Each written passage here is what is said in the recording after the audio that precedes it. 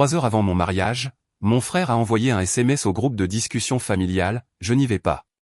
Elle épouse un perdant sans le sou. Ne gaspillez pas votre essence. » 47 parents ont annulé. Maman a pleuré. Papa m'a traité de « désespéré ». J'ai marché vers l'hôtel devant seulement 12 invités. Puis un SUV noir s'est garé, et le PDG de l'entreprise de mon frère en est sorti, a regardé mon fiancé et a dit « Monsieur, le conseil d'administration est prêt. » Le visage de mon frère. Je m'appelle Sutton Mercer et j'avais 34 ans. Ce samedi matin de juin 2025, debout dans une suite nuptiale au Linaox Hotel. À Charlotte, en Caroline du Nord, avec du mascara coulant sur mon visage et un coiffeur essayant de réparer des boucles que je défaisais moi-même en transpirant. J'avais passé 14 mois à planifier ce jour. J'avais payé la majeure partie moi-même. 26 000 $ économisés sur mon salaire d'infirmière pédiatrique. Plus 9 000 $ que mon fiancé Caleb avait ajouté discrètement quand il m'avait vu pleurer sur la compte du traiteur. J'avais choisi chaque fleur. J'avais écrit mes propres vœux. J'avais supplié ma mère de venir faire les essayages de robe avec moi. Et quand elle a dit qu'elle était occupée, j'y suis allé seul. Et j'ai acheté une robe dans le bac des soldes parce que les vrais coûtaient plus cher que mon loyer. Et maintenant, mon frère avait tout fait exploser. Avec 12 mots. Je devrais vous parler de mon frère avant de vous raconter ce qui s'est passé ensuite, car vous ne pouvez pas comprendre l'ampleur de la trahison. Tant que vous ne comprenez pas qui il est. Il s'appelle Bryce Mercer. Il a 2 ans de plus que moi et, depuis notre enfance, il était le prince de la maison. Mon père, Wendell Mercer, a travaillé 31 ans comme directeur régional des ventes pour une entreprise de fourniture de papier, et il croyait que les fils portaient le nom de famille et que les filles l'empruntaient jusqu'à ce qu'un mari les sorte des livres. C'est une citation directe. Il l'a dit à Thanksgiving. Quand j'avais 19 ans. Ma mère, Darlene, n'a pas contredit.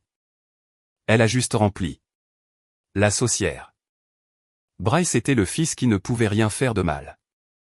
Quand il a échoué à son premier semestre à l'université de Caroline du Nord, mon père a appelé ça une expérience formatrice. Quand j'ai obtenu mon diplôme d'infirmière, avec mention, mon père a demandé si j'étais sûr de ne pas vouloir tenter l'école de médecine comme un vrai médecin. Quand Bryce a détruit la voiture que mes parents lui avaient achetée à 16 ans, ils lui en ont acheté une plus récente. Quand ma Honda d'occasion est tombée en panne à l'université, mon père m'a dit qu'il était temps que j'apprenne ce que c'était que de payer des factures. En 2025, Bryce avait 36 ans et travaillait dans le management intermédiaire dans une société de technologie financière dans le centre de Charlotte appelée Aramark Capital. Il gagnait un salaire décent, environ 140 000 $ par an, et il ne laissait personne oublier. Il portait la montre, il conduisait la dernière BMW. Il postait des photos de lui dans des bars sur les toits un mardi. Et chaque fois que la famille se réunissait, il ramenait chaque conversation à lui. Ses promotions, ses bonus, son avenir, pendant que mes parents hochaient la tête comme s'ils récitaient les Écritures. J'ai rencontré Caleb Whitfield en octobre 2022 dans un café sur East Boulevard. Il était assis dans le coin à lire un livre sur l'économie agricole, ce qui m'a semblé être la chose la plus ennuyeuse qu'un homme puisse lire un dimanche matin. Naturellement, je lui ai posé des questions. Il a levé les yeux et je serai honnête avec vous. Ma première pensée a été que ses yeux avaient l'air fatigués. D'une manière qui ne correspondait pas à son âge. Il avait 36 ans, 2 ans de plus que moi, et il avait ce calme que l'on obtient qu'en portant quelque chose de lourd pendant longtemps. Il m'a dit qu'il lisait parce qu'il travaillait sur un problème. J'ai demandé, quel genre de problème? Il a souri et a dit, celui qui n'a pas encore de réponse claire. C'était notre première conversation. Nous avons eu notre premier vrai rendez-vous une semaine plus tard. Il m'a emmené dans un petit restaurant vietnamien dans un centre commercial, le genre d'endroit avec des chaises en plastique est la meilleure nourriture que vous ayez jamais goûtée. Nous avons parlé pendant 4 heures. Il m'a interrogé sur mon métier d'infirmière, sur mes parents. Il m'a demandé à quoi je voulais que ma vie ressemble à 60 ans. Personne ne m'avait jamais demandé ça. Pas mon père, pas mon frère, aucun des hommes avec qui je suis sorti dans la vingtaine qui étaient tous des variantes du même thème décevant. Caleb ne parlait pas beaucoup de son travail. Il m'a dit qu'il travaillait dans la technologie, qu'il avait lancé une entreprise il y a quelques années, que les choses allaient assez bien pour payer les factures. Je n'ai pas insisté.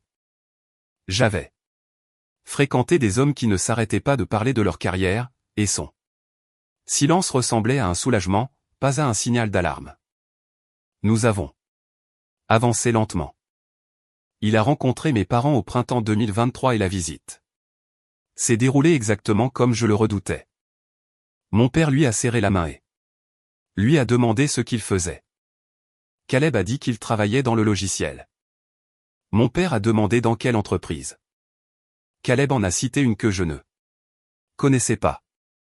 Mon père a dit, jamais entendu parler. Puis il s'est tourné vers moi et m'a demandé quand j'allais ramener quelqu'un avec une vraie carrière. Juste devant Caleb. Ma mère a ri comme si c'était une blague.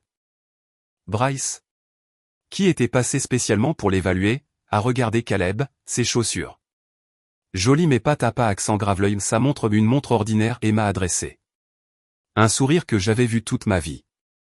Le sourire qui disait, oh chérie, tu t'es encore contenté de peu. Caleb n'a pas bronché. Il a serré la main de mon père.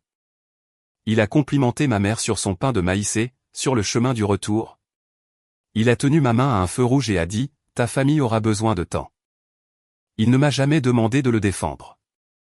Il ne m'a jamais fait choisir. Il a juste continué à être là. Il est venu à Pâques et a fait la conversation avec mes tantes. Il est venu à l'anniversaire de mon père et a apporté une bouteille de bourbon que j'avais choisi parce que Caleb ne boit pas. Il est resté assis pendant que Bryce faisait des blagues sur l'économie agricole pendant 2 heures. Et Harry a celle qui était drôle.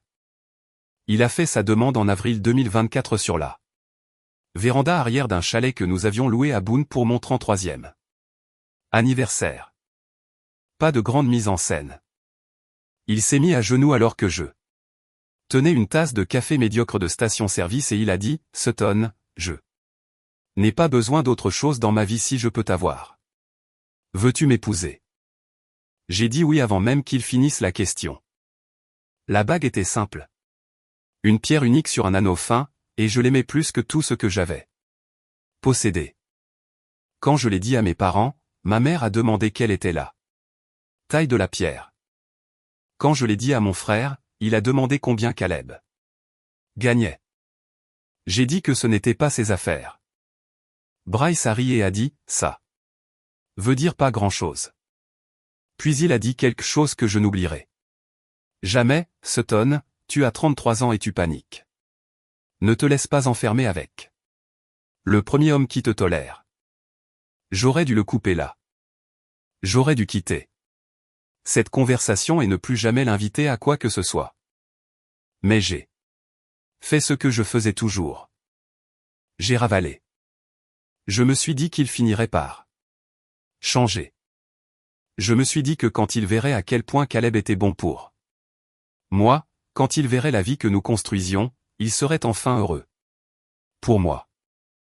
Je suis une femme de 34 ans avec un diplôme universitaire et une licence d'infirmière, et je voulais toujours que mon grand frère soit fier de moi. C'est la vérité embarrassante. Alors, je lui ai envoyé une invitation, une belle, sur du papier crème épais avec son nom écrit en calligraphie. Il a répondu par SMS, on sera là. 2 mots. Pas de félicitations. Pas de puis-je aider? Juste, on sera là. Et maintenant, 3 heures avant la cérémonie, avec ma robe suspendue à la porte, mon bouquet au sol et ma cousine René au téléphone me demandant ce qu'elle devait faire, j'ai réalisé qu'il avait planifié cela, pas le fait de venir, mais le fait de ne pas venir, le SMS. Les 47 parents. Les bancs vides. Il avait voulu m'humilier le jour le plus important de ma vie, et il l'avait exécuté comme un projet au travail. Je me suis assise sur le bord du lit dans mon peignoir blanc et j'ai regardé la capture d'écran une fois de plus. Perdant sans le sou. C'est comme ça qu'il appelait l'homme que j'aimais. Je ne savais pas encore ce que Caleb faisait réellement pour vivre. Je ne savais pas encore pour le SUV noir qui arriverait. Dans 3 heures et changerait tout. Je savais juste que mes mains tremblaient, que mon mascara était ruiné et que, quelque part en ville, mon frère mangeait probablement un brunch et riait. Puis mon téléphone a sonné. C'était ma mère. Je l'ai laissé aller à la messagerie vocale. Ça a sonné encore. J'ai laissé encore. La 3e fois, j'ai décroché.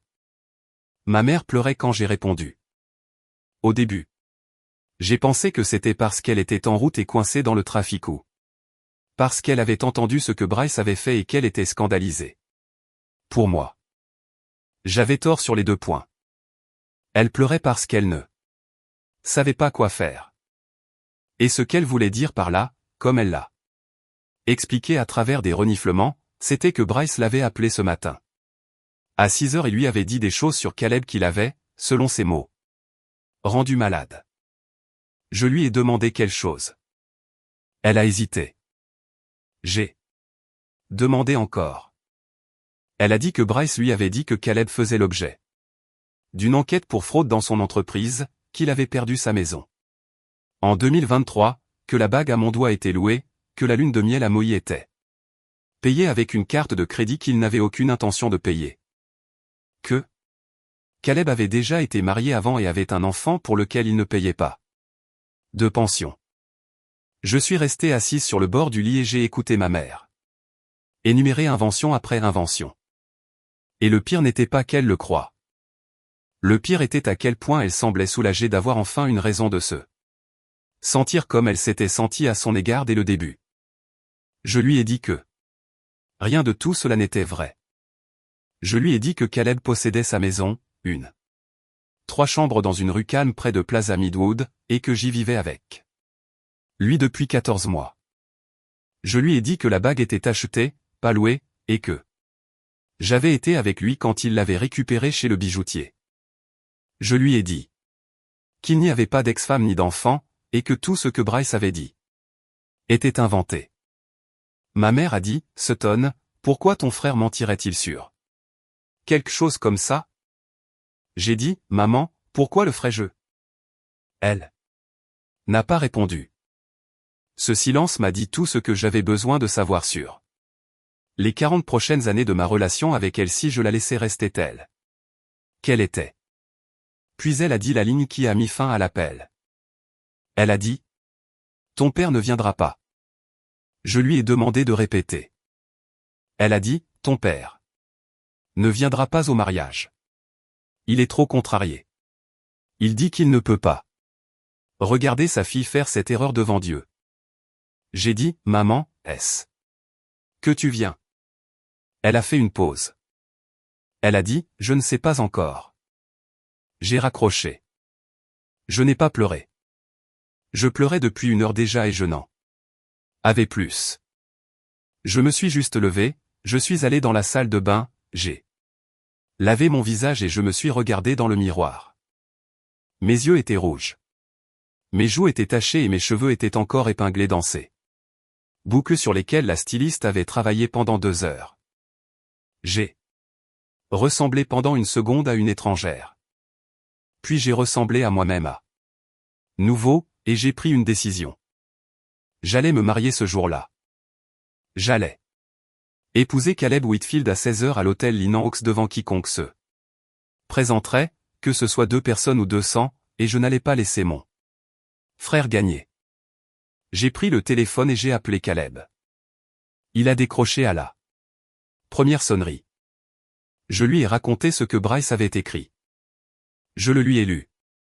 Mot pour mot. Il y a eu un long silence à l'autre bout. Puis il a dit, est-ce que tu vas bien? Pas, que doit-on faire? Pas, je suis furieux. Pas, je vais régler ça. Juste, est-ce que tu vas bien? J'ai dit que oui. Il a demandé, est-ce que tu veux toujours le faire aujourd'hui? J'ai dit oui. Il a dit, d'accord, alors on le fait aujourd'hui, je t'aime et je te verrai. À 16 heures. C'est l'homme que mon frère a traité de perdant sans le sou. Je me suis assise sur le lit et j'ai essayé de penser à qui venait réellement. Ma demoiselle d'honneur était ma meilleure amie de l'école d'infirmière, Priya. Anand, qui était déjà dans la chambre d'à côté en train de se maquiller. Priya avait 34 ans, tranchante comme un couteau, le genre d'amie qui vous aiderait à cacher un corps et demanderait ensuite pourquoi vous aviez besoin d'aide. Elle était ma personne depuis 12 ans. Elle venait. Ma grand-mère maternelle, Lorraine, qui avait 81 ans, utilisait un déambulateur et vivait dans une résidence assistée à Greensboro, m'avait dit il y a 3 mois qu'elle ne raterait ça pour rien au monde. Elle venait parce qu'elle avait arrêté d'écouter son gendre et son petit-fils vers 2015 et faisait maintenant exactement ce qu'elle voulait.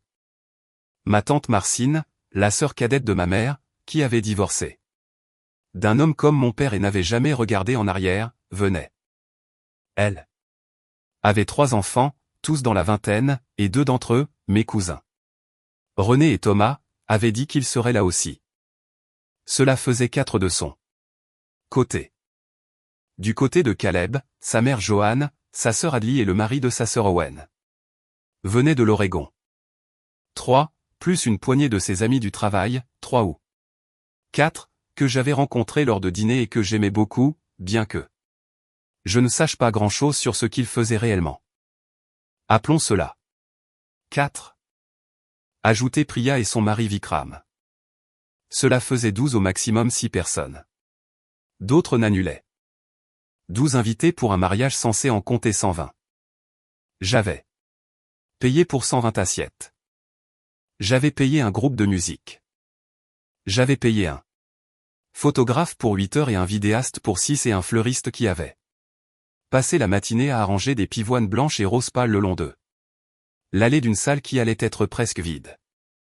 Je suis resté là à faire le calcul dans ma tête, calculant combien chacune de ces chaises vides allait me coûter. Puis je me suis arrêté car j'ai réalisé que c'était exactement ce que Bryce voudrait que je fasse. Alors, à la place, j'ai pris le téléphone et j'ai appelé la coordinatrice de mariage, une femme nommée Estella, et je lui ai raconté ce qui s'était passé. Le texte, les 47 annulations, mon père qui ne venait pas, et ma mère qui était une interrogation. Estella n'a même pas fait de pause. Elle a dit, ma chérie, j'ai fait 600 mariages. J'en ai vu des pires. Tu te maries aujourd'hui, et ça va être magnifique. Laisse-moi gérer les chaises. 20 minutes plus tard, elle m'a envoyé une photo. La salle de bal avait été transformée. Elle avait retiré la moitié des chaises.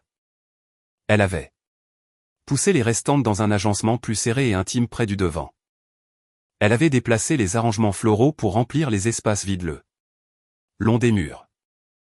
La salle ne ressemblait plus à un mariage attendant des invités qui ne venaient jamais. Elle ressemblait à un mariage pour les personnes qui comptaient. J'ai failli pleurer encore, mais cette fois pour une raison différente. Priya est entrée. Elle m'a regardé, a pris ma main et a dit « Dis-moi ce dont tu as besoin. » J'ai dit « J'ai besoin que tu refasses mon maquillage parce que je l'ai gâché. » Elle m'a assise à la coiffeuse et s'est mise au travail. Pendant qu'elle le faisait, je lui ai tout raconté. Le texte, les annulations, ma mère, mon père. Priya ne m'a pas interrompu. Quand j'ai eu fini, elle a dit une chose, Sutton, est-ce que Caleb t'a déjà dit exactement ce que fait son entreprise? J'ai dit, logiciel. Il travaille dans les logiciels. Priya s'est arrêtée. Le mascara a mis chemin vers mon œil. Elle a dit, Sutton, as-tu déjà cherché le nom de l'entreprise? J'ai dit, son entreprise s'appelle Whitfield Holdings. Et je supposais que c'était une petite chose qu'il gérait avec quelques personnes depuis son appartement. Priya a posé le mascara. Elle m'a regardé dans le miroir avec l'expression la plus étrange que j'ai jamais vue sur son visage. Elle a dit, chérie, il faut qu'on parle. Mais avant qu'elle puisse dire ce qu'elle allait dire, on a frappé à la porte. C'était ma grand-mère, Lorraine, 90 minutes en avance, son déambulateur frappant contre le tapis avec ma tante Marcine juste derrière elle, portant son sac à main. Ma grand-mère est entrée dans cette suite nuptiale, m'a regardé dans mon peignoir et mon maquillage à moitié fait et a dit, où est ce frère? J'ai quelque chose à lui dire. Je lui ai dit qu'il ne venait pas. Elle a dit, bien. Ça m'économise un trajet. Assieds-toi, ma chérie. On a des choses à se dire. Ma grand-mère Lorraine avait une façon de prendre le contrôle d'une pièce sans élever la voix.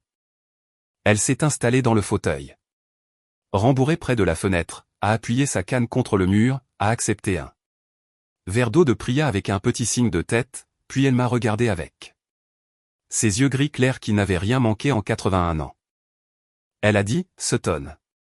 Assieds-toi en face de moi. Je me suis assise. Elle a dit, ta tante m'a raconté en venant ce que ton frère a fait ce matin. Est-ce vrai? Je lui ai dit oui. Je lui ai montré la capture d'écran.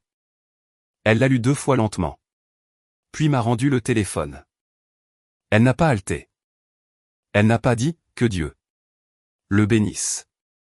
Elle a juste soupiré comme quelqu'un soupire quand quelque chose qu'elle suspectait depuis longtemps s'avère être exactement ce qu'elle suspectait. Elle a dit, je veux te dire quelque chose et je veux que tu m'écoutes. Ton frère est jaloux de toi depuis le jour où tu es rentré de l'hôpital. Il avait 2 ans et il a regardé toute la famille donner leur attention à un petit bébé et il ne s'en est jamais remis. Ton père n'a pas aidé. Ton père a compensé en lui donnant tout et toi rien. Et ton frère a appris que le seul moyen de se sentir important était de te faire te sentir petite. J'ai regardé cela se produire pendant 34 ans et je n'ai rien dit parce que ce n'était pas ma place. Mais aujourd'hui, c'est ma place parce qu'aujourd'hui est ton jour. Et je ne vais pas te laisser remonter cette allée en pensant que le problème, c'est toi. Je l'ai fixé. Ma tante Marcine derrière elle a hoché la tête. Lentement. Priya tenant le mascara s'était arrêtée de bouger. Ma grand-mère a continué. Elle a dit, ton fiancé, as-tu parlé avec lui de ce que Bryce a fait? Je lui ai dit que oui. Je lui ai dit que Caleb avait demandé si j'allais bien et que le mariage avait toujours lieu. Elle a hoché la tête. Elle a dit, c'est la bonne réponse d'un homme bon. Puis elle a dit quelque chose qui m'a fait me redresser. Elle a dit, Sutton, sais-tu pour qui travaille Caleb? J'ai dit, il dirige une entreprise, Whitfield Holdings, quelque chose avec des logiciels. Ma grand-mère et ma tante ont échangé un regard. Marcine s'est avancée et a dit, chérie, quand tu as amené Caleb à Thanksgiving en 2023, je l'ai entendu sur la véranda lors d'un appel téléphonique. Il est sorti pour le prendre parce que c'était une affaire de travail. J'étais là pour fumer une cigarette, ce que je ne devrais pas faire parce que j'ai arrêté, mais je le faisais. Il ne m'a pas vu. Il parlait à quelqu'un qu'il appelait Rena. Et il lui disait de repousser l'annonce de la série C au 2e trimestre parce que l'équipe avait besoin de plus de temps. Il parlait comme la personne aux commandes, pas comme un employé. Comme le patron. J'ai cligné des yeux. J'ai dit, la série C est un tour de financement. Priya a dit, oui, c'est ça. Et s'il te plaît, dis-moi que tu as cherché Whitfield Holdings depuis 2022. Je ne l'avais pas fait. Je veux que vous compreniez cela parce que je sais que ça semble impossible. J'étais avec Caleb depuis plus de 2 ans. J'avais emménagé dans sa maison. J'avais accepté de l'épouser. Et je n'avais jamais tapé le nom de son entreprise dans une barre de recherche. La raison est simple et ce n'est pas parce que j'étais stupide. C'est parce que Caleb avait une façon de parler de son travail qui le faisait sonner comme un travail normal. Il disait, j'ai une longue journée demain. L'équipe livre quelque chose. Il disait, mon patron va être pénible avec ça. Il avait un patron. Il avait des collègues. Il allait dans un bureau. Il ne conduisait pas une voiture tape à accent grave-l'œil. Il conduisait une Toyota de 4 ans. Il ne portait pas de montre chère. Il payait les choses, mais jamais d'une manière qui semblait bruyante. Il m'a dit une fois qu'il avait grandi pauvre dans l'est de l'Oregon, le fils d'une mère célibataire, qui travaillait dans un magasin d'alimentation et qu'il ne voulait jamais être le genre d'homme qui se mesure par ses possessions. Je l'avais pris au mot. Mais aussi, et c'est la partie dont j'ai le plus honte, j'étais tellement habitué à mon père et mon frère mesurant chaque homme par son compte en banque que j'avais décidé très tôt de ne jamais le faire. J'avais décidé d'aimer Caleb pour qui il était, et j'avais refusé d'enquêter sur le reste. Je pensais être noble. En réalité, j'étais juste peu curieuse. Priya s'est penchée, a pris mon téléphone sur la coiffeuse et a tapé Whitfield Holdings. Puis elle me l'a rendu. Je veux décrire ce que j'ai vu sur cet écran parce que je l'ai repassé dans ma tête probablement 400 fois depuis ce jour. Le premier résultat était une page Wikipédia. Le deuxième était un article de Forbes de janvier 2025. Le troisième était un article de Bloomberg. Le quatrième était un clip de CNBC. L'image en en-tête de la page Wikipédia était une photo de Caleb dans un pull gris anthracite, le même que j'avais plié à la sortie du sèche-linge le mardi précédent, assis devant un mur de verre avec les mots « Whitfield Holdings » écrits dessus en lettres blanches nettes. La première ligne de l'entrée. Wikipédia disait « Whitfield Holdings est une entreprise américaine de technologie agricole basée à Charlotte, en Caroline du Nord, fondée en 2017 par Caleb Whitfield, qui occupe actuellement le poste de président-directeur général et président du conseil d'administration. » L'article de Forbes était intitulé « L'entreprise discrète d'1 milliard de dollars dont vous n'avez jamais entendu parler ». Je l'ai lu 3 fois. Whitfield Holdings fabriquait des logiciels qui aidaient les exploitations agricoles à grande échelle à gérer l'utilisation de l'eau, la chimie des sols et la logistique de la chaîne d'approvisionnement. Ils avaient des clients dans 22 États et 4 pays. Ils avaient levé une série B en 2023 à une valorisation de 420 millions de dollars. On disait qu'ils clôturaient une série C à tout moment à une valorisation de plus de 1,5 milliard de dollars. L'article qualifiait Caleb de, je cite, fondateur profondément privé qui décline presque toutes les demandes des médias et est décrit par ses collègues comme le directeur général le plus discret du Sud-Est.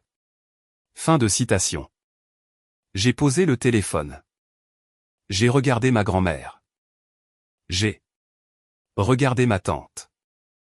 J'ai regardé Priya. J'ai dit, oh mon Dieu. Ma grand-mère a dit, surveille ton langage, mais elle a souri. Priya a dit, Sutton. L'homme que tu épouses dans 3 heures dirige une entreprise qui vaut presque 2 milliards de dollars et tu ne le savais pas. J'ai dit, il ne me l'a jamais dit. Ma tante Marcine a dit, chérie, tu n'as jamais demandé, et il t'a aimé pour ça. Je suis resté là à essayer d'absorber ça. La Toyota.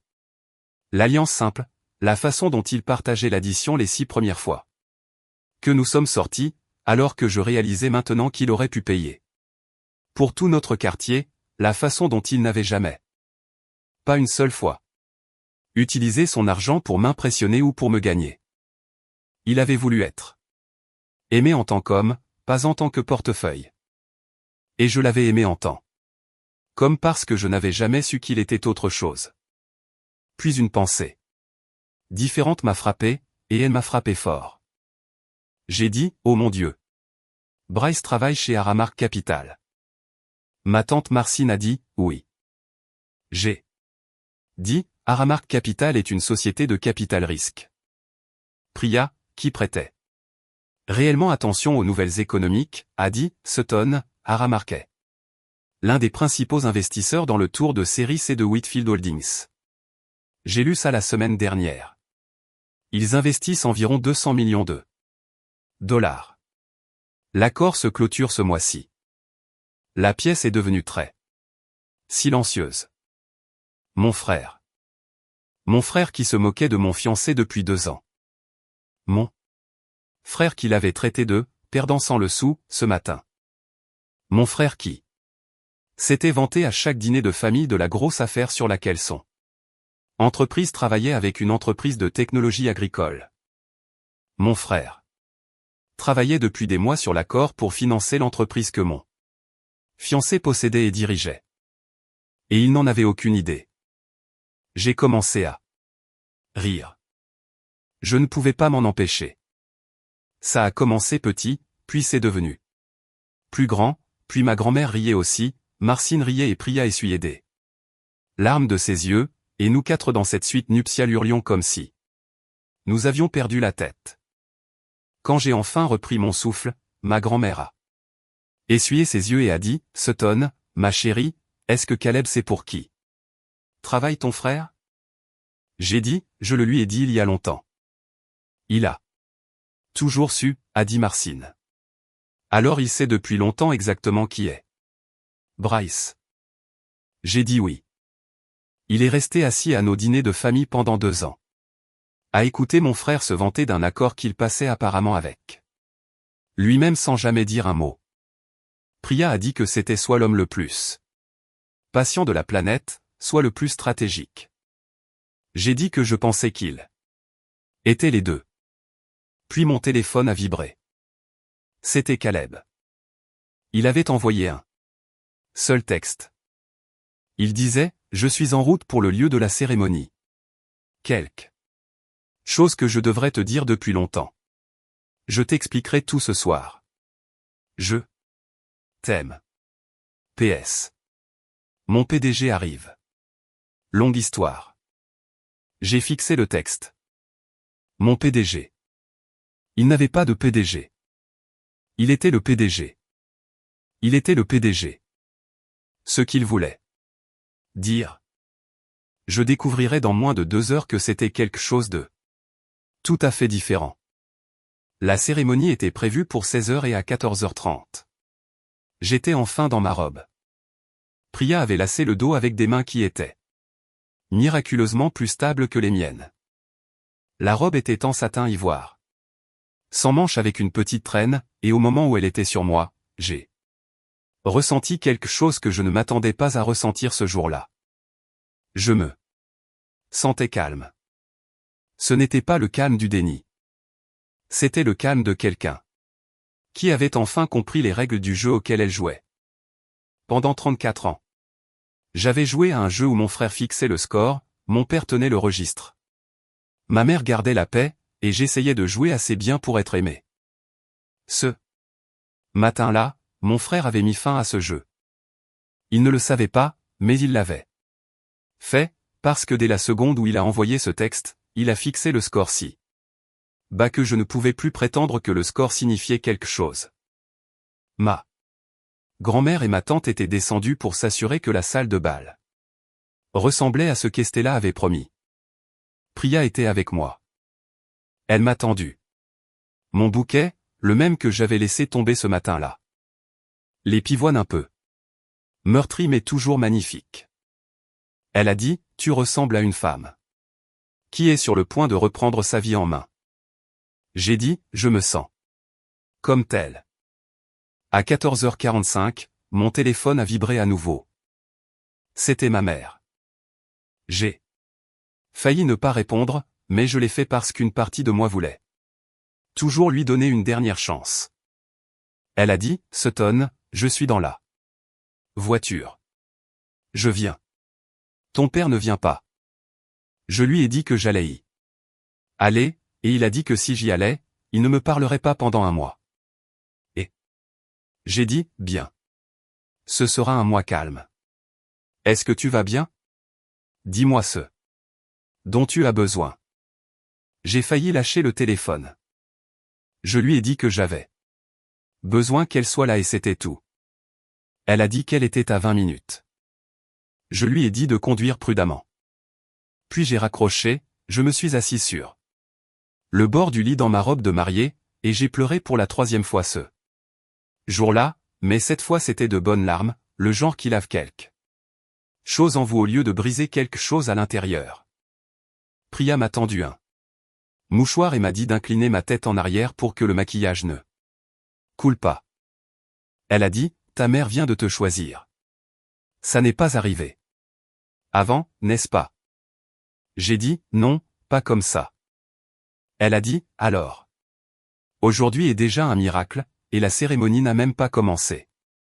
À 15 heures, ma cousine Renée est arrivée avec son mari et ses 2 enfants, plus son frère Thomas, qui était venu depuis Columbia, en Caroline du Sud, même si Bryce lui envoyait des SMS toute la matinée pour lui dire de ne pas se donner la peine. Renée avait été celle qui m'avait envoyé la capture d'écran du texte de Bryce. Et quand elle est entrée dans la suite nuptiale, elle m'a serré si fort que j'ai senti le corset de ma robe s'enfoncer dans mes côtes. Elle a dit, je suis tellement désolée pour mon oncle et ton frère. Je lui ai dit qu'elle n'avait rien à se faire pardonner. Elle était la raison pour laquelle je savais tout. Vers 15h15, plus de gens arrivaient que je ne m'y attendais. Estella est montée à la suite avec un presse-papier et un sourire serré et a dit, ma chérie, j'ai besoin de mettre à jour ton nombre d'invités. Certains sont venus. Après tout. J'ai dit, combien?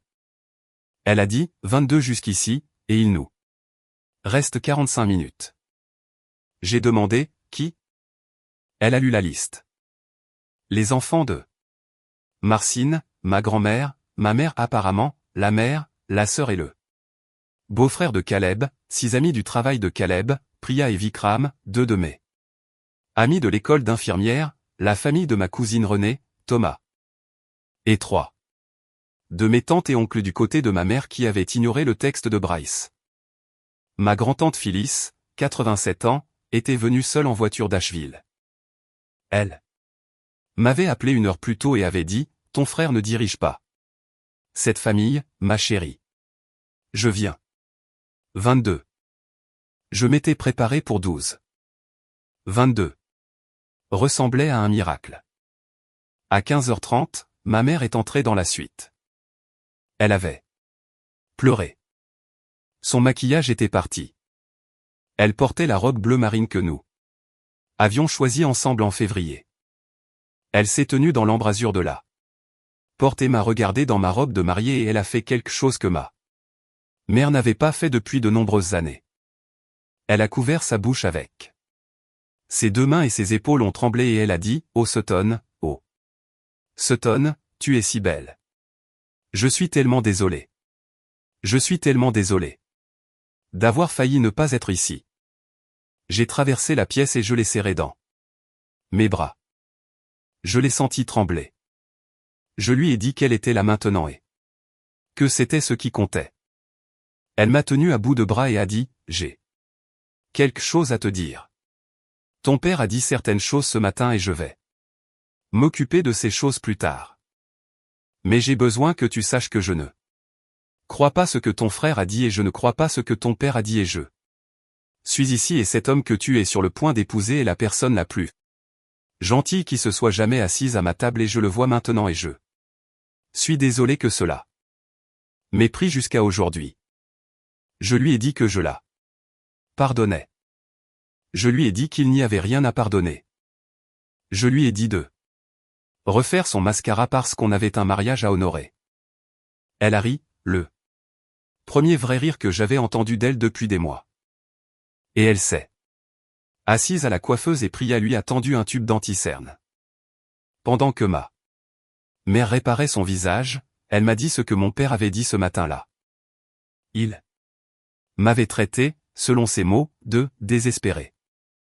Il avait dit que j'épousais Caleb parce que j'avais peur que personne d'autre ne veuille de moi. Il avait dit que n'importe quelle femme qui ne pouvait pas amener un vrai homme dans la famille à 34 ans avait quelque chose qui n'allait pas chez elle. Il avait dit que le texte de Bryce avait enfin donné à la famille la permission d'arrêter de prétendre. Ma mère a dit que quelque chose en elle s'était brisé quand il a dit ça. Pas de manière triste, de manière nette, propre. Comme un morceau de verre qu'elle portait depuis 40 ans qui était finalement tombé et s'était brisé. Elle pouvait enfin voir ce qu'il y avait de l'autre côté. Elle a dit, j'ai eu peur de ton père pendant très longtemps, Sutton. Je ne pense pas que j'aurai peur de lui à nouveau. J'ai tenu sa main. Je n'ai rien dit. Certains moments méritent le silence. À 15h45, Estella a frappé à la porte. Elle a dit, mariée, j'ai une mise à jour sur le nombre d'invités. J'ai demandé combien nous étions. Elle a dit, 38. J'ai dit, quoi? Elle a dit, d'autres. Personne arrive. Je pense que le mot a passé que le texte original était un mensonge. Ta grand-mère est sur son téléphone depuis 2 heures, a-t-elle dit.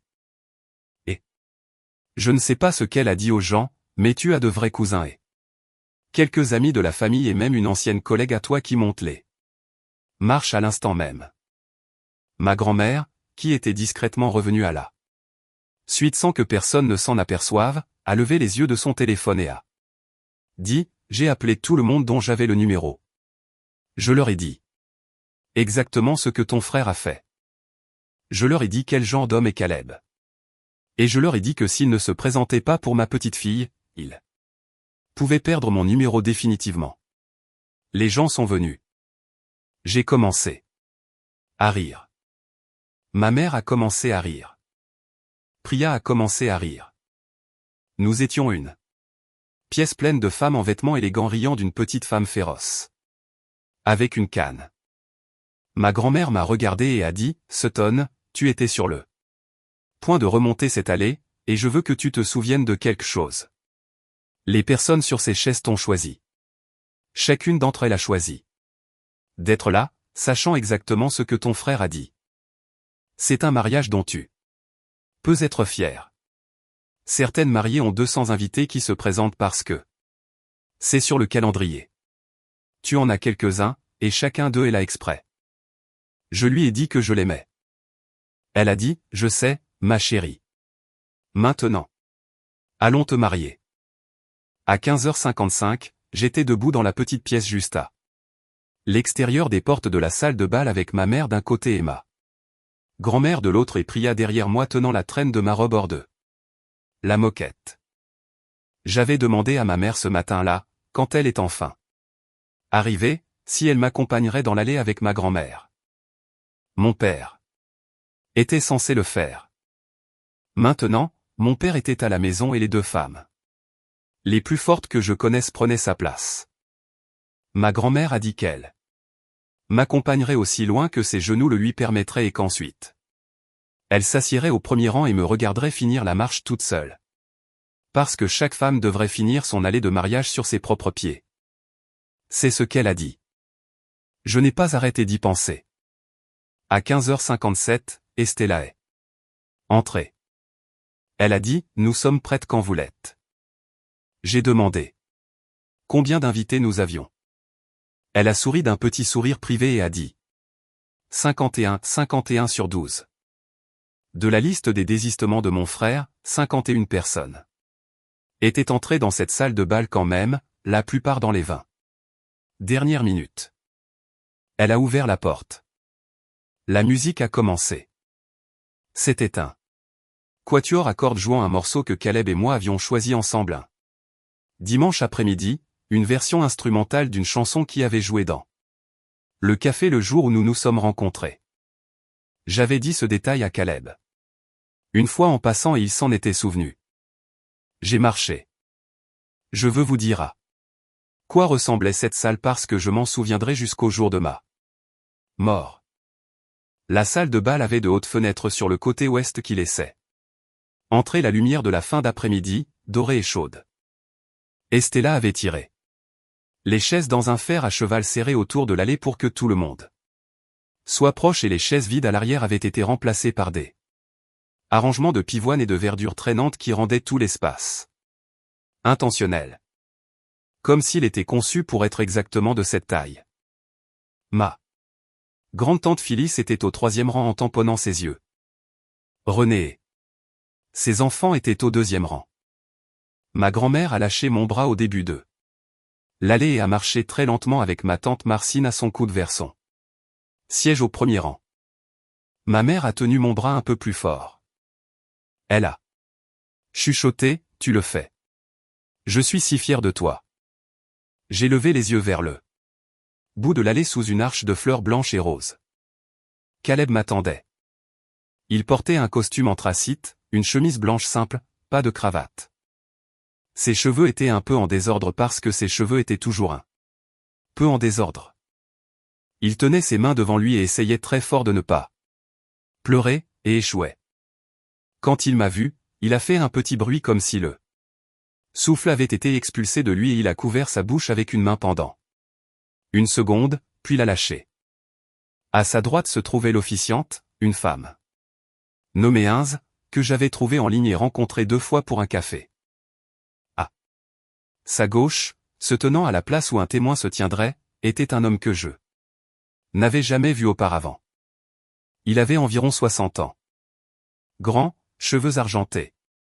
Un costume sombre qui tombait comme s'il avait été fait pour lui, parce que c'était probablement le cas. Il se tenait avec ses mains jointes devant lui, et quand j'ai croisé son regard en descendant l'allée, il m'a fait un petit signe de tête qui réussissait à être à la fois formel et chaleureux. Je ne savais pas qui il était, mais Caleb m'avait envoyé par SMS, « Mon PDG arrive. » Et je comprenais maintenant ce qu'il avait voulu dire. Ce n'était pas le PDG de l'entreprise pour laquelle Caleb travaillait, parce que Caleb était le PDG de l'entreprise pour laquelle Caleb travaillait. C'était quelqu'un d'autre. Quelqu'un à qui Caleb répondait apparemment d'une autre manière que je ne comprenais pas encore. J'ai atteint le devant. Ma mère a soulevé mon voile, a embrassé mon front et a dit « Je t'aime ».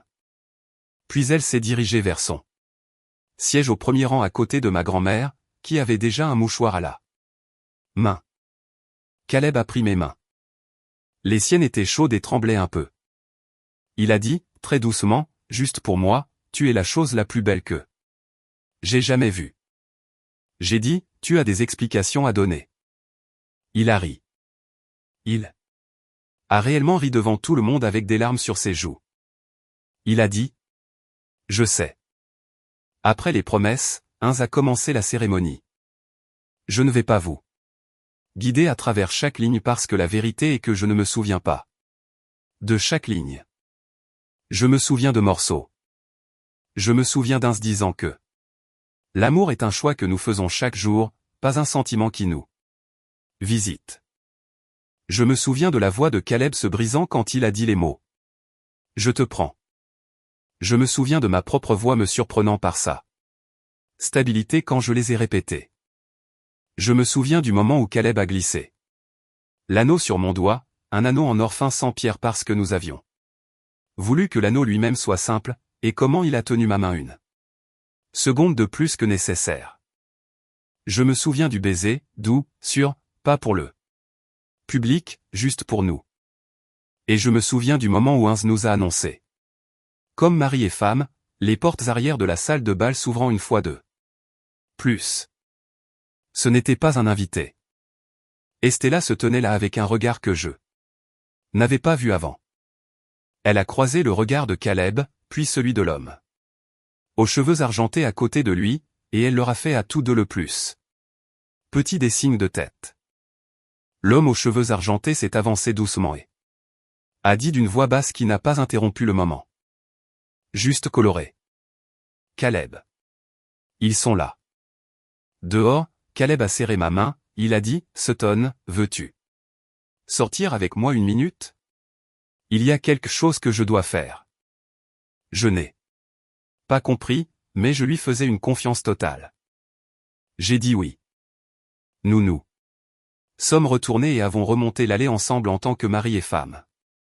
Le quatuor à cordes, qui était sur le point de commencer la musique de sortie, a fait une pause, puis l'a commencé quand ils nous ont vus bouger. Les invités se sont levés. Ils ont applaudi. Ma grand-mère a mis ses doigts dans sa bouche et a sifflé, ce dont je ne savais même pas qu'elle était capable. Nous avons franchi les portes arrière alors qu'Estella nous conduisait à travers le hall et vers les larges portes vitrées à l'avant de l'hôtel. L'homme aux cheveux argentés marchait derrière nous, ses mains jointes dans le dos, calme comme un dimanche matin. À travers les portes avant, je pouvais voir l'allée circulaire. Un SUV noir était garé juste devant. 2 autres se garaient derrière. J'ai vu un chauffeur sortir du premier et ouvrir la porte arrière, et 3 personnes en costume sont sorties. 2 hommes et une femme, tous portant des porte-documents en cuir. La femme était celle sur qui je me suis concentré parce qu'elle était celle qui a levé les yeux et a verrouillé le regard avec Caleb à travers la vitre et lui a fait le genre de signe de tête qui signifie « nous sommes prêts ». Et puis, parce que la vie est parfois trop étrange pour être écrite sans paraître fausse, une 4e personne est sortie du 2e SUV. Un homme dans la fin de la trentaine en costume bleu marine avec un bronzage suggérant. Quelqu'un qui passait ses week-ends sur un bateau. Il était au téléphone et parlait rapidement et il était clairement furieux à propos de quelque chose. C'était mon frère. C'était Bryce. J'ai arrêté de marcher. J'ai attrapé le bras de Caleb. J'ai dit, que se passe-t-il? L'homme aux cheveux argentés s'est avancé près de nous. Il m'a regardé avec des yeux bienveillants et a dit: Madame Whitfield, mon nom est Holt Deveau. Je suis le président du conseil d'administration de Whitfield Holdings. Je suis très désolé d'interrompre votre jour de mariage. Nous ne serions pas ici si ce n'était pas essentiel. Il y a une question de conseil qui doit être conclue aujourd'hui et elle doit être conclue dans l'heure qui vient et je crains que votre frère en soit la raison. J'ai regardé Caleb. Il a pris ma main. Il a dit, Sutton, le conseil est là pour virer Bryce de l'accord et de son travail et je dois être celui qui entre là avec eux. Je suis désolé. Je ne ferais pas cela aujourd'hui s'il y avait un autre moyen. Il a franchi une ligne qu'il ne peut pas franchir à nouveau. Et pas à cause de ce qu'il m'a fait. À cause de ce qu'il t'a fait. Je veux revenir en arrière pendant une seconde parce que ce qui s'est passé dans l'heure suivante n'aura aucun sens à moins que je ne vous dise ce que Holt Deveau m'a expliqué dans le hall de l'hôtel Linan Oaks pendant que mon frère se tenait à 30 pieds de là. Au téléphone. Ignorant que nous étions à l'intérieur à le regarder à travers la vitre. Holt avait 63 ans. Il avait été le directeur financier d'un grand conglomérat agricole pendant 20 ans avant de prendre sa retraite en 2019. Et il avait rejoint le conseil d'administration de Whitfield Holdings en 2021. Parce que, selon ses mots, Caleb était le jeune directeur général le plus décent qu'il ait jamais rencontré. Et il voulait passer sa retraite à aider des gens décents. Il n'était pas seulement le président du conseil. Il était le mentor de Caleb. Et au cours des 4 dernières années, il était devenu quelque chose de proche d'un père pour lui, ce qui était un contexte important parce que le propre père de Caleb était parti quand il avait 11 ans. Holt a parlé doucement et rapidement. Il m'a dit que Whitfield Holdings était dans les dernières étapes de la clôture d'un tour de financement de série C à une valorisation de 1,5 milliard de dollars. L'investisseur principal était Aramark Capital.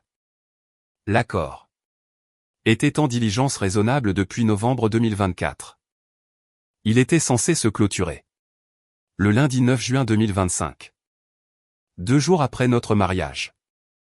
Bryce était l'un des 3 associés chez Aramark affectés à l'accord. Il n'était pas l'associé principal. Il était un associé de niveau intermédiaire qui gérait une partie de la modélisation financière et de l'examen des documents de diligence raisonnable. Il avait été sur des chaînes de mai. Il avait été dans certaines réunions. Et il s'était vanté auprès de ses collègues et de sa famille pendant des mois de la grosse affaire de technologie agricole qu'il dirigeait, selon ses propres mots. Le problème était que Bryce n'avait aucune idée que Caleb était Caleb.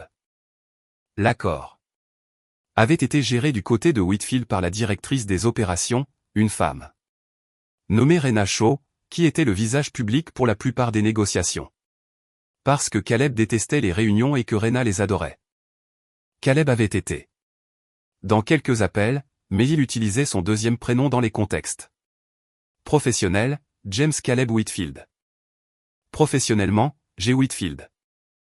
La plupart de ses employés l'appelaient Jay. La plupart de la presse l'appelait Jay. Dans l'article de Forbes que j'avais lu ce matin-là, son nom avait été listé comme J.C. Whitfield. Caleb à la maison, J. au travail. Le genre de petite séparation qu'une personne profondément privée utilise pour garder sa vie vivable. Donc, quand Bryce avait rencontré Caleb lors des dîners de famille et l'avait appelé par son prénom, il n'avait jamais relié le gars sympa de l'informatique que sa sœur fréquentait avec le fondateur de l'entreprise sur laquelle il travaillait. On lui avait dit que le fondateur de Whitfield Holdings était un directeur général discret nommé Jay, qui refusait de faire de la presse. Il n'avait jamais pris la peine de chercher une photo. Pourquoi le ferait-il? Il avait le numéro de Rena et une signature de mail jusqu'à vendredi soir, la veille de mon mariage. Holt me disait cela dans le hall. J'avais du mal à suivre, mais il était patient.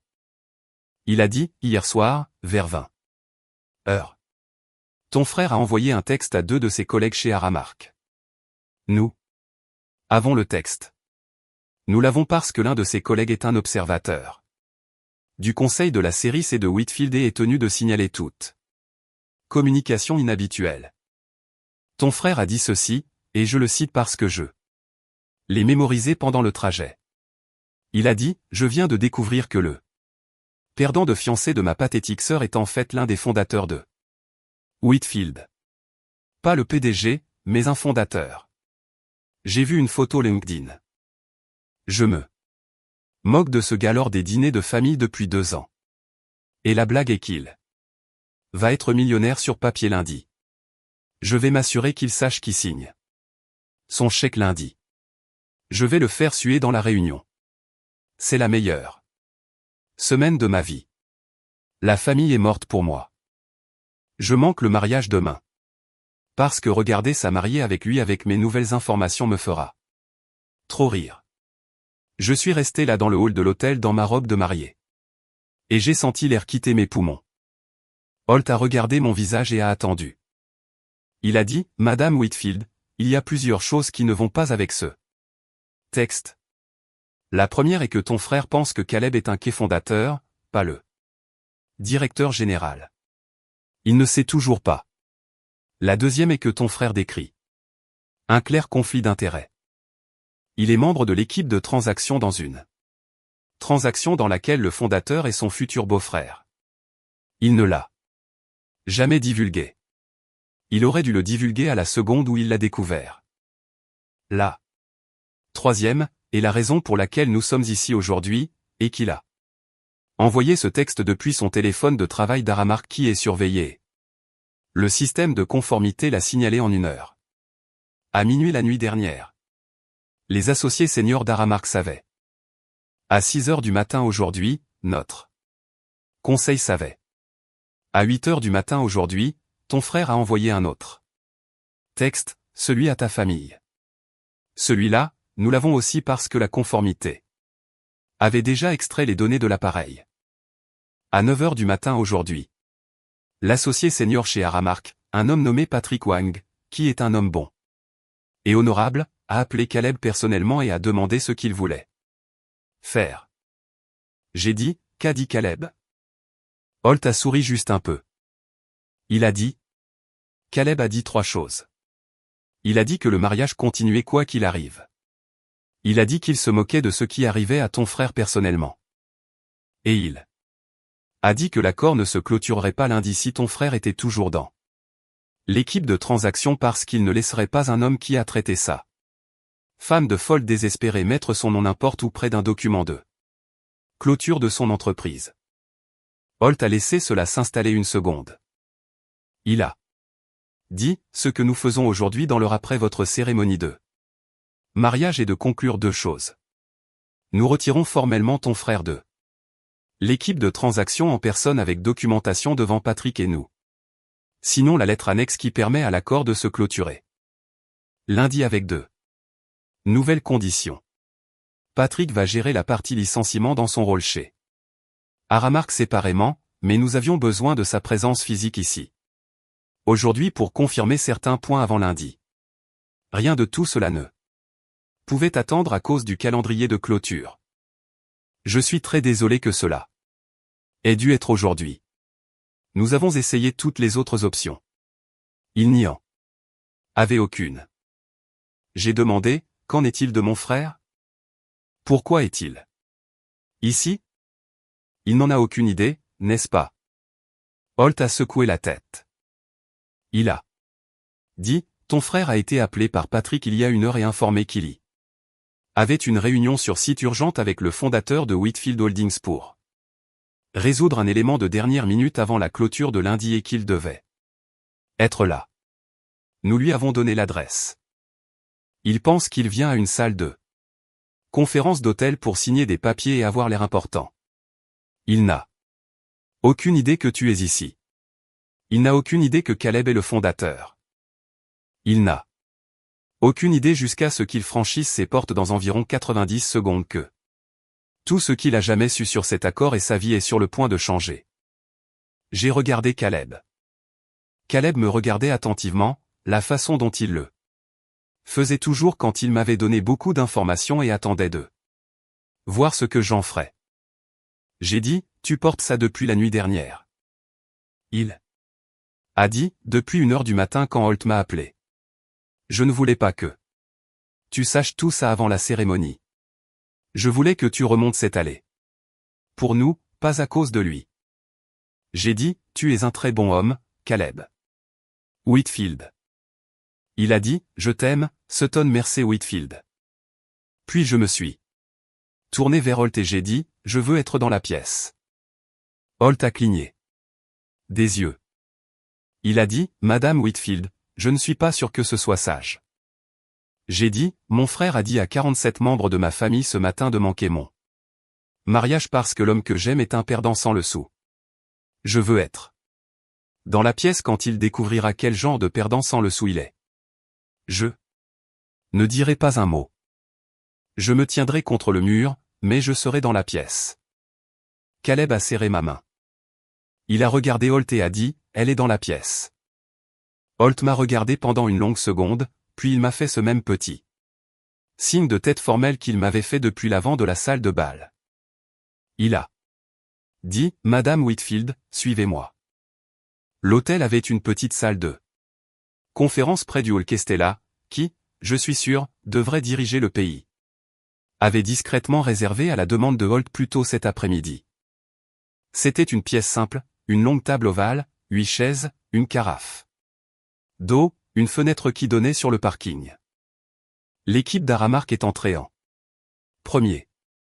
Patrick Wang s'est avéré être un homme au début de la cinquantaine. Mince avec des lunettes à monture métallique et une expression qui montrait clairement qu'il était un associé senior depuis longtemps et qu'il avait géré de nombreuses conversations inconfortables. Il a serré ma main avec les deux siennes et a dit, Madame Whitfield, je suis tellement désolé que votre jour de mariage soit utilisé de cette façon. Je veux que vous sachiez que nous n'avions pas le choix sur le timing. Caleb a dit oui à aujourd'hui parce que l'alternative était pire pour notre accord et pour votre famille dans cet ordre. Je vous promets que ce qui va arriver va être géré professionnellement et rapidement. J'ai dit, merci. Je lui ai dit que je me tiendrais contre le mur et ne parlerai pas. La femme avec le porte-document en cuir, que Patrick a présenté comme Marisol Vega, la responsable de la conformité chez Aramark, s'est assise à la table. Elle avait un dossier fin devant elle. Je pouvais voir. Même de l'autre côté de la pièce que la page du dessus avait le nom de mon frère. Dessus. Holt s'est assis au bout de la table. Caleb s'est assis à côté de lui. Dans son costume anthracite, mon mari depuis environ 12 minutes. Je me suis tenu contre le mur du fond près de la porte dans ma robe de mariée avec mon bouquet encore dans une main parce que personne ne s'était rappelé de me le prendre. Un deuxième homme d'Aramark s'est assis à côté de Marisol. Son nom était Devon. Il était plus jeune que mon frère, peut-être 31 ans, et il était l'observateur du conseil qui avait signalé le texte original la veille. Je n'apprendrai que plus tard qu'il était celui qui avait aussi signalé le texte de Bryce à notre famille ce matin-là. La seconde où le système de conformité l'a attrapé, même s'il avait été hors service. Il l'avait fait parce que, selon ses mots à Marisol quand il l'a appelé à 7 heures du matin, ce texte avait franchi une ligne. Patrick se tenait près de la fenêtre. Il a jeté un coup d'œil à sa montre. Il a dit, il est sur le parking maintenant. Il y a eu un coup à la porte. Estella a ouvert. Mon frère est entré. Je veux le décrire exactement. Comme il était dans cette embrasure parce que je pense que la différence entre Bryce au début de cette heure et Bryce à la fin est l'une des choses les plus importantes qui soit jamais arrivée dans ma famille. Il est entré comme s'il possédait l'immeuble. Costume bleu marine, chemise blanche ouverte au col. Lunettes de soleil remontées sur sa tête, téléphone à la main. Il a fait un petit signe de tête à Patrick, puis à Holt un plus long et plus déférent parce qu'il supposait que Holt était le fondateur. Il n'a pas regardé Caleb. Il n'a pas regardé ma direction. Il n'avait même pas jeté un coup d'œil vers le fond de la pièce. Il a dit, Patrick Holt, désolé d'être en retard. La circulation était un cauchemar sur Providence Road. Peu importe la chose de dernière minute, finissons en. J'ai des réservations pour le brunch. Patrick a dit. Assieds-toi, Bryce. Mon frère s'est assis. Il a posé son téléphone face contre table. Il n'avait toujours pas regardé le fond de la pièce. Patrick a dit. Bryce, je veux que tu regardes autour de cette pièce avant de commencer. Prends un moment. Assure-toi de comprendre qui est ici. Mon frère a froncé les sourcils. Il a regardé Patrick comme si on lui posait une question étrange. Puis, il a regardé Marisol, puis Devon. Il a vu le dossier avec son nom dessus. Quelque chose a vacillé sur son visage. Puis il a regardé Holt et le signe de tête déférent a disparu parce que Holt le regardait sans aucune chaleur. Puis, il a regardé pour la première fois l'homme assis à côté de Holt. Ses yeux ont traversé le visage de Caleb. Il y a eu une demi-seconde où rien ne s'est passé. Puis ses yeux se sont élargis. Sa bouche s'est ouverte juste légèrement. Sa tête s'est tournée très lentement comme un homme essayant de ne pas croire ce qu'il voyait vers moi contre le mur du fond dans ma robe de mariée. Son visage. Je veux parler de son visage. C'est le visage que je verrai quand je serai vieille. Il est devenu pâle, puis rouge, puis pâle à nouveau en environ 4 secondes. Sa bouche a bougé, mais aucun son n'est sorti pendant un moment. Puis il a dit très doucement, qu'est-ce que c'est? Caleb a parlé pour la première fois. Sa voix était calme et égale, et il ne s'est pas levé de sa chaise. Il a dit. Bryce, je pense que tu connais ma femme. Je suis Caleb Whitfield. Le nom complet est James Caleb Whitfield. Au travail, on m'appelle Jay. À la maison, on m'appelle Caleb. J'ai fondé Whitfield Holdings en 2017. Je suis le président-directeur général et président du conseil d'administration. Je suis allé à tes dîners de famille et à l'anniversaire de ton père et à la collecte de fonds de ta sœur à l'hôpital. Et tu m'as traité de gars de l'informatique et de perdant sans le sou et d'embarras. Et je ne t'ai jamais corrigé parce que je me moquais de ce que tu pensais de moi. Et je ne voulais pas que ma femme l'apprenne d'une recherche Google. Elle l'a appris aujourd'hui d'une page Wikipédia il y a environ 3 heures. Mon frère n'a rien dit. Caleb a dit, je ne suis pas celui qui va te virer. Patrick l'est. Il va te virer d'Aramarca. Cause des textes que tu as envoyés dans les dernières 24 heures. Le premier était à tes collègues la nuit dernière où tu as décrit un clair conflit d'intérêts non divulgué et déclaré ton intention d'abuser de ta position dans un accord où ton futur beau-frère était le fondateur. Le second était à ta famille ce matin où tu as traité ma femme de désespérée et qualifié son mariage d'humiliation. Les 2 textes ont été envoyés depuis ton appareil de travail. Aramark. Les 2 textes ont été signalés par la conformité. Holt et moi avons passé la matinée à informer le conseil de Whitfield Holdings de ces communications. Le conseil de Whitfield a décidé que la série C ne se clôturerait pas avec ton nom sur aucun des documents de clôture et que nous exigeons une confirmation écrite d'Aramark que tu as été retiré de l'équipe de transaction avant la clôture. Patrick est ici pour nous confirmer cela en personne et pour gérer ton départ d'Aramark séparément. Patrick s'est avancé. Il a dit, Bryce, tu es licencié d'Aramark Capital avec effet immédiat. Ton accès a déjà été révoqué. Marisol va te guider à travers les documents après cette réunion.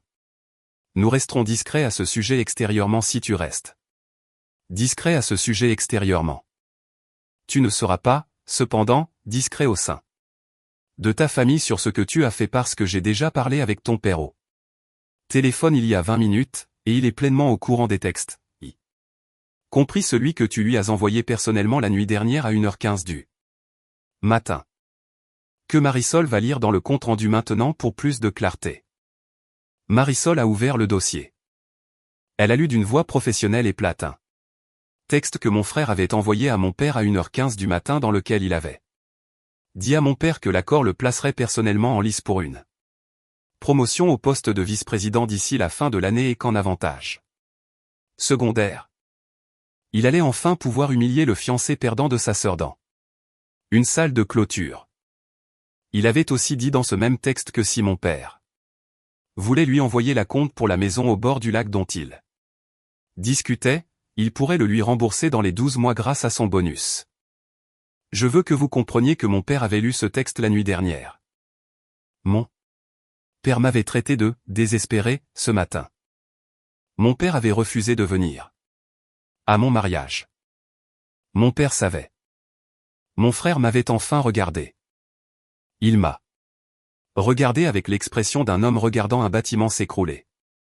Ses yeux étaient humides, mais je n'ai senti absolument rien s'adoucir en moi parce que j'avais vu ses yeux devenir humides 1000 fois auparavant. Toujours au moment où il se faisait prendre, jamais au moment où il avait fait la chose. Il a dit, Sutton, j'ai levé une main. Je n'ai pas élevé la voix. J'ai dit, Bryce, aujourd'hui est mon jour de mariage. Je ne vais pas gâcher le reste en te parlant. Signe les papiers. Sors par l'avant de cet hôtel. Ne reviens pas à la salle de bal. Ne m'appelle pas ce soir. Ne m'appelle pas. Demain. Quand tu seras prêt à avoir une conversation réelle dans peut-être 1 an ou 2, tu pourras m'écrire une lettre. Je me suis retourné. Je suis sorti de la pièce. Je n'ai pas claqué la porte. Je l'ai juste fermée derrière moi. Dans le couloir, je me suis appuyé contre le mur et je me suis laissé trembler. Pendant environ 30 secondes. Puis j'ai redressé ma robe, j'ai ramassé la traîne. Et j'ai remonté le couloir vers ma réception. La réception était déjà en cours. Quand je suis revenu à la salle de bal, le groupe s'échauffait. Estella avait ordonné au personnel de commencer à servir les apéritifs et à verser le champagne à la seconde où la cérémonie s'est terminée parce que la façon de garder un mariage comme une célébration est de ne jamais laisser un moment silencieux durer plus de 90 secondes. Les gens n'avaient pas remarqué que la mariée et le marié s'étaient éclipsés pour une réunion. Ils avaient juste pensé que nous étions partis prendre des photos privées. Caleb m'a rattrapé dans le couloir à l'extérieur de la salle de bal. Il avait desserré son col d'un cran. Il a pris mes deux mains. Il a dit, « Est-ce que ça va ?» J'ai dit, « Je vais. Mieux que bien. Je suis furieuse et je suis fatiguée et je suis heureuse, les trois en même temps. » Il a dit, « Cette réunion est terminée. Patrick et Marisol gèrent la paperasse avec Bryce maintenant. Il sera hors de l'hôtel dans 15 minutes. Il ne s'approchera plus jamais de toi. Je le promets. » J'ai dit, « Je te crois. Maintenant, allons danser. » Nous sommes entrés dans la réception. Ensemble. La salle nous a vus et ils se sont levés et ils ont applaudi. Et le groupe s'est lancé dans la chanson que Caleb et moi avions choisie pour notre première danse, qui était une chanson lente et simple qu'il avait jouée pour moi. Dans la voiture lors d'un long trajet vers Asheville un week-end. Une chanson que nous n'avions jamais entendue avant ce trajet, et que nous avions tous deux aimé à la fin. Nous avons dansé. Je ne vais pas prétendre que mon cerveau était pleinement dans cette danse parce que la moitié était encore dans la salle de conférence, mais la partie de moi qui comptait, la partie qui avait passé 400 dimanches de ma vie à attendre de trouver un homme comme Caleb. Cette partie était complètement présente. Je l'ai tenu prêt. Il m'a tenu plus près. La salle regardait, puis la chanson a changé et d'autres couples nous ont rejoints. Sur la piste. Ma grand-mère a dansé avec ma mère. Marcine a dansé avec son mari. Théo, qui était enfin arrivé d'un voyage de travail juste à temps pour la réception. Ma grande-tante Phyllis a dansé avec Thomas, qui avait 26 ans et la patience d'un saint. La mère de Caleb, Joanne, une petite femme brillante avec les yeux les plus bienveillants, est venue et a tenu mon visage dans ses deux mains. Et a dit, « Tu as rendu mon fils si heureux. J'attends depuis 20 ans de te rencontrer. » J'ai pleuré encore, la 4e ou 5e fois ce jour-là, et je commençais à perdre le compte. À un moment donné, au milieu de la 2e danse, ma mère est venue vers moi. Elle a dit, « Sutton, ton père est sur le parking. » Je me suis arrêté. Elle a dit, « Il est venu en voiture. Il est assis dans la voiture. Il est là depuis environ 1 heure. Il a lu le texte de ton frère de la nuit dernière. Celui que Marisol a lu. Il l'a lu sur son téléphone. Il m'a appelé mais je n'ai pas répondu. Il est venu ici de lui-même. Il demande à entrer. Il demande, pas ordonne. Cette dernière partie. Il demande, pas ordonne. Je ne pense pas que mon père ait jamais demandé quoi que ce soit à quiconque de sa vie. J'ai regardé Caleb. Caleb a dit. C'est ton choix. J'ai regardé ma grand-mère qui était apparue à mon coude. Parce qu'elle avait un sens pour ces choses. Ma grand-mère a dit, ma chérie. Tu ne lui dois rien aujourd'hui, mais si tu veux lui parler, ta tante et moi viendrons avec toi. J'y ai pensé pendant peut-être 30 secondes. Puis j'ai dit à ma mère d'aller le chercher. Mon père est entré dans le hall avec la tête basse. Il portait un costume qu'il possédait depuis 15 ans, le costume qu'il avait porté pour ma remise de diplôme universitaire, le costume qu'il avait porté pour la première promotion de mon frère. Il avait 67 ans ce jour-là. Et il ressemblait pour la première fois de ma vie à un vieil homme. Il s'est arrêté. À environ 3 mètres de moi. Il n'a pas essayé de s'approcher. Il a dit « Sutton, je n'ai pas le droit d'être à ce mariage. Je ne demande pas à entrer. Je demande à dire une chose. » J'ai hoché la tête. Il a dit « J'ai lu ce que ton frère m'a envoyé la nuit dernière. Je l'ai lu à nouveau ce matin après t'avoir déjà appelé par ce nom, après avoir déjà dit à ta mère que je ne viendrais pas. Je l'ai lu à nouveau assis dans la voiture sur ce parking et j'ai réalisé. Sutton, que j'ai passé 34 ans à croire le mauvais enfant. J'ai passé 34 ans à encourager un fils qui m'utilisait pour obtenir des choses et à rejeter une fille qui essayait juste d'être aimée par moi. Je n'ai pas d'excuses. Je n'ai pas d'explication. Je ne vais pas te demander de me pardonner aujourd'hui.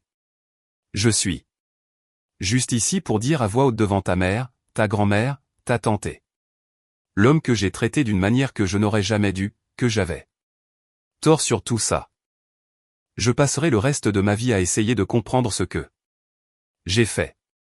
Si tu me laisses t'approcher à nouveau, c'est à toi de voir. Je ne forcerai pas. Il y a eu un long silence. Ma grand-mère a parlé la première. Elle a dit, Wendell, assieds-toi sur cette chaise. Assieds-toi tous deux. Suite. Tu ne viens pas à cette réception ce soir. Ça ne se fera pas. Mais tu vas t'asseoir sur cette chaise et tu vas écrire une lettre à ta fille avec un stylo. Sur du papier. Estella, as-tu un stylo et du papier? Estella, dont je suis sûr qu'elle avait entendu chaque mot des 2 dernières minutes depuis sa position derrière une plante géante, a produit un stylo et une feuille de papier. À en tête de l'hôtel en moins de 5 secondes. Mon père s'est assis sur la chaise. Il a pris le stylo. Il a levé les yeux vers moi. J'ai dit, papa, je ne vais pas la lire ce soir. Je vais la mettre dans mon sac à main et je vais la lire la semaine prochaine. Si c'est honnête, je te répondrai. Si ça ne l'est pas, tu n'auras plus de mes nouvelles jusqu'à ce que tu en écrives une meilleure. Il a hoché la tête. Il a commencé à écrire. J'ai regardé Caleb. Caleb a tenu la porte ouverte pour moi et nous sommes retournés dans notre réception et nous avons laissé mon père sur cette chaise de hall avec un stylo à la main et 40 ans de mauvais choix à mettre en mots. Pendant les 4 heures suivantes, je n'ai pas pensé à mon père ou à mon frère ou à tout ça. J'ai mangé la nourriture que j'avais payée. J'ai bu une coupe de champagne avec Priya et je l'ai forcé à me redire en détail quel idiot j'étais de ne jamais chercher Whitfield Holdings et elle m'a fait rire si fort que j'ai failli m'étouffer. J'ai dansé avec les amis de Caleb qui se sont avérés être tous des hauts placés dans son entreprise, y compris Rena Shaw, la directrice des opérations qui m'a serré dans ses bras et a dit, Dieu merci, tu existes. Il a été l'homme le plus insupportable.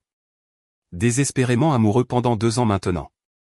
J'ai coupé le gâteau avec mon mari, ce qui est toujours le mot le plus étrange que j'ai jamais utilisé de ma vie. Ma grand-mère a porté un toast. Ma mère a porté un toast. La mère de Caleb a porté un toast.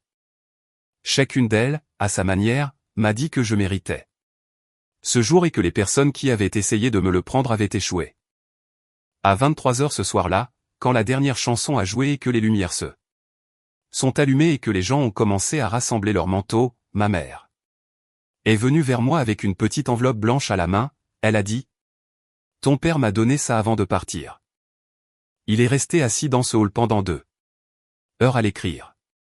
Il est rentré chez lui vers 20 heures. Je ne l'ai pas lu. Je lui ai dit que je ne le ferais pas. Je l'ai pris. Je l'ai mis dans la petite pochette en soie que j'avais portée toute la journée. Je ne l'ai pas ouvert à ce moment-là. Je l'ouvrirai 3 jours plus tard un mardi matin, assise à la table de la cuisine de la maison que je partageais maintenant avec mon mari, avec une tasse de café et un appartement calme autour de moi. Mais cette partie vient plus tard. Caleb et moi avions prévu de partir en lune de miel à Maui le lendemain matin du mariage. Mais dans la salle de conférence cet après-midi-là, alors que mon frère recevait ses papiers de licenciement, Caleb avait envoyé un SMS à son assistante et repoussé la lune de miel d'1 semaine. Il ne me l'a pas dit à ce moment-là. Il me l'a dit plus tard ce soir-là dans la chambre d'hôtel qu'il avait réservée pour notre nuit de noces quand nous étions enfin seuls pour la première fois en tant que mari et femme. Il a dit, je veux qu'on soit à la maison pour quelques jours d'abord. Il y a des conversations que tu voudras avoir avec ta famille que je ne veux pas que tu aies depuis une plage à Hawaï. Je lui ai demandé si c'était la seule raison. Il a dit non. Il a dit que l'accord se clôturait lundi et même si Rena et Holt pouvaient gérer la clôture. Sans lui, il voulait être physiquement à Charlotte ce matin-là au cas où quelque chose arriverait. Il s'est excusé. Il a dit qu'il comprendrait si j'étais en colère. Je n'étais pas en colère. J'avais épousé un homme qui construisait des choses et l'une des choses qu'il avait construites était sur le point de clôturer un tour de financement de série ces lundi matin et je voulais être là. Dans la cuisine à lui faire des œufs pendant qu'il était assis à la table en conférence téléphonique. Je lui ai dit ça. Je lui ai dit que je voulais être ça. Femme dans la texture réelle de sa vie et que cela signifiait Charlotte avant Moïse. Il a pleuré encore. Je n'avais pas réalisé jusqu'à ce jour combien mon mari avait gardé pour lui pendant 2 ans. Le dimanche matin, le lendemain du mariage, je me suis réveillé dans notre chambre d'hôtel et j'ai regardé mon téléphone pour la première fois depuis la veille. J'avais 47 appels manqués et plus de 100 SMS. Les 47 appels provenaient presque tous de membres de la famille qui n'étaient pas venus au mariage. Chacun d'eux, à sa manière, avait été appelé par ma grand-mère ou par ma mère ou par ma tante Marcine au cours de l'après-midi et de la soirée de samedi. Et ils avaient été informés de ce qui s'était réellement passé. Ils avaient été informés que Bryce avait été viré. Ils avaient été informés que l'homme qu'ils avaient qualifié de « perdant sans le sou » avait été en première page de la section affaires du Charlotte Observer en mars 2025, ce que plusieurs d'entre eux n'avaient pas connecté parce qu'ils n'avaient pas pris la peine de regarder la photo. Ils avaient été informés que mon père s'était assis sur une chaise de hall pour m'écrire une lettre pendant que sa fille dansait à l'intérieur. Leurs messages vocaux étaient une étude sur le regret humain. Tante Janelle, qui avait été la plus vocale dans le groupe de discussion sur le texte de Bryce, avait laissé un message vocal dans lequel elle sanglotait pendant 2 minutes et disait qu'elle était tellement désolée. Elle ne savait pas. Elle avait cru son neveu. Elle avait supposé que sa propre nièce avait enfin perdu la tête, et elle ne savait pas comment elle pourrait jamais me regarder dans les yeux à nouveau. Mon oncle Mac, qui avait été le meilleur ami de mon père depuis 30 ans et avait pris son parti dans chaque désaccord de notre famille depuis 1995, avait laissé un message vocal qui disait une phrase. Il a dit, Sutton, je te dois des excuses plus grandes qu'un message vocal. S'il te plaît, laisse-moi venir te voir. Je n'ai rappelé aucun d'eux ce matin-là. Je ne me sentais pas cruel à ce sujet. Je n'en avais juste pas la force.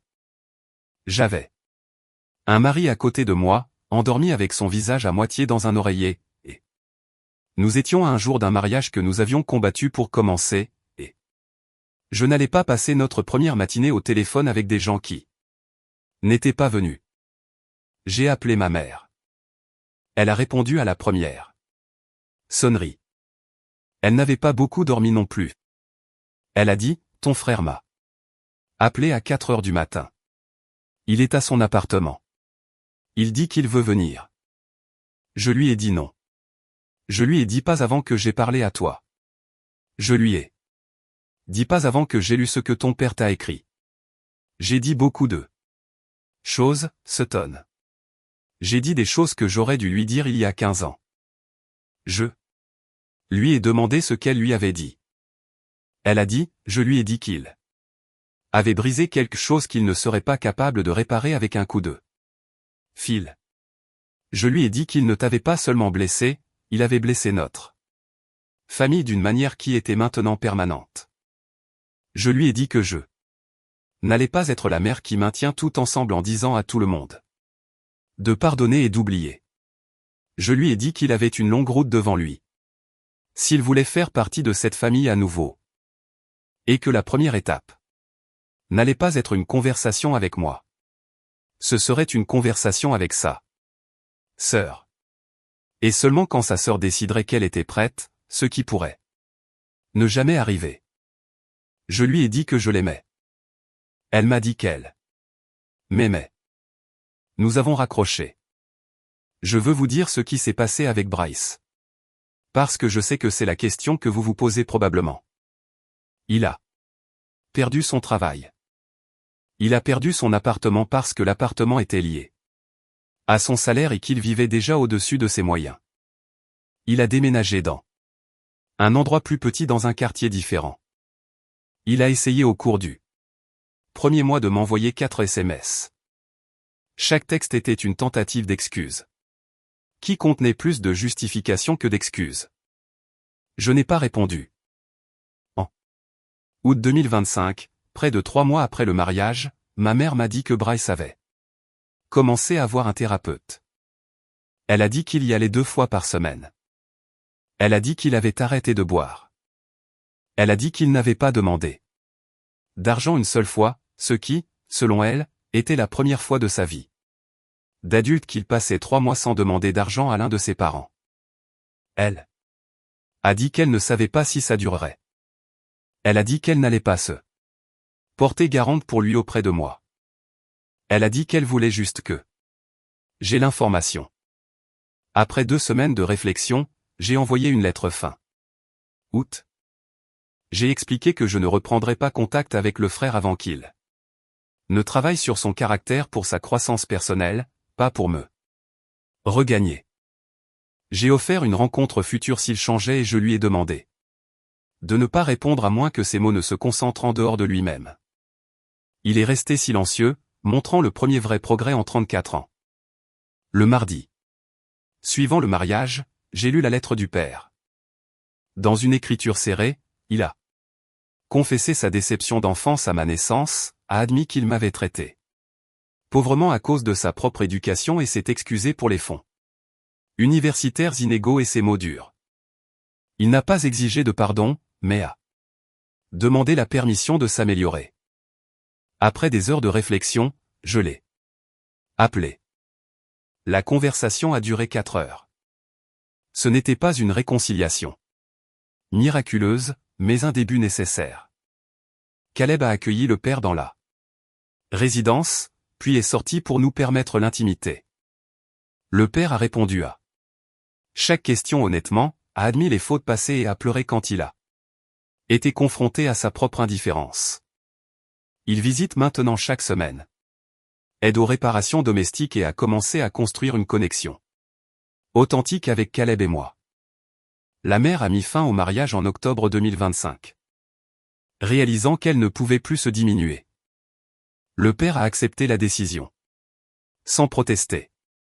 Ils ont vendu la résidence et elle s'épanouit maintenant dans un petit logement près de la grand-mère, poursuivant des passe-temps et redécouvrant son vrai soi.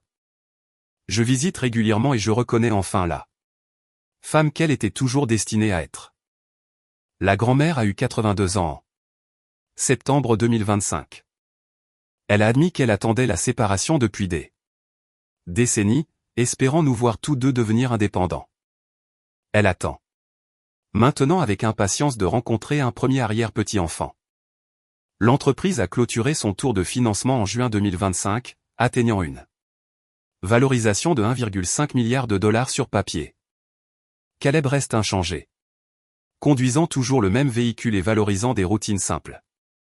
J'ai réduit mes heures d'hôpital pour lancer une association caritative soutenant les mères célibataires dans l'est de l'Oregon en honorant la mère de Caleb. Nous avons distribué des subventions initiales en décembre avec la mère de Caleb. Assistant à la cérémonie.